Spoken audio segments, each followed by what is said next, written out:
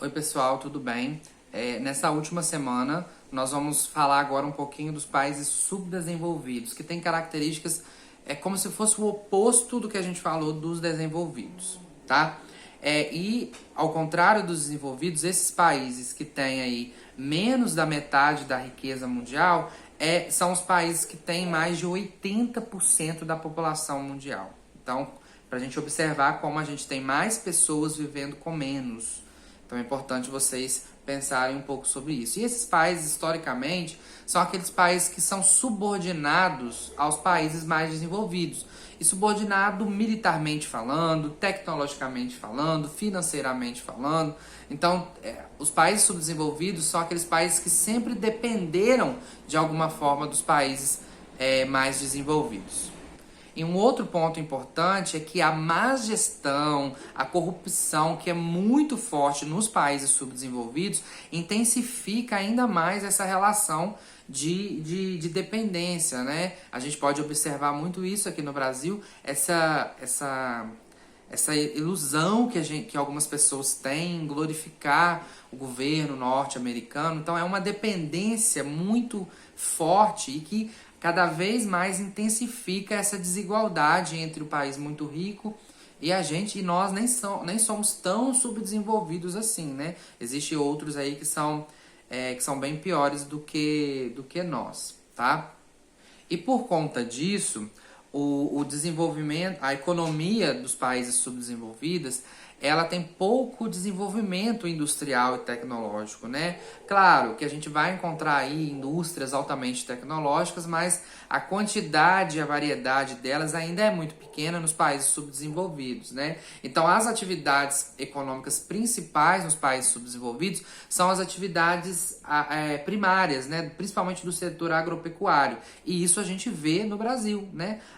O principal setor que alimenta a economia brasileira é o setor agropecuário, o agronegócio, que no caso do Brasil ele ainda é um pouco mais avançado, né? Nós temos um setor agrícola muito desenvolvido, muito tecnológico. Mas se a gente for pegar aí países mais pobres, por exemplo, lá na África, vai ter um setor agrícola muito simples, muito rudimentar e quase nada de indústria. Então, essa relação ela é muito importante para a gente entender essa questão dos países subdesenvolvidos. Um outro ponto que alimenta essa dependência com relação dos países subdesenvolvidos com relação aos países desenvolvidos é que ao longo da história os países subdesenvolvidos eles acabaram pedindo empréstimos tanto para os países desenvolvidos quanto para algumas organizações financeiras internacionais como o Banco Mundial e o FMI, que é o Fundo Monetário Internacional. Isso produziu uma dívida externa nesses países gigantesca. E aí esses países, o que esses países fazem? Né? Eles pedem esse empréstimo, recebem esse dinheiro é investido imediatamente para poder solucionar algum problema interno, só que esse dinheiro, né, ele tem que ser pago. E aí é retirado uma porcentagem todo ano do que o país produz é retirado para poder pagar essa dívida externa. Então, um dinheiro que poderia estar sendo investido em serviços públicos, em melhoria da qualidade de vida, está sendo usado para pagar outros países e organizações financeiras. Então, isso também gera essa dependência que quase que não acaba, né, dos países subdesenvolvidos com relação aos países desenvolvidos. E resumindo, isso tudo vai refletir principalmente na qualidade de vida da população. E a gente vê isso através daqueles indicadores sociais que a gente estava falando.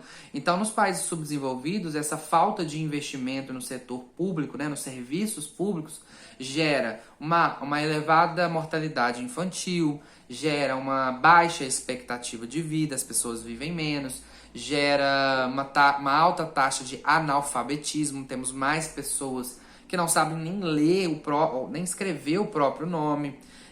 Mas o que?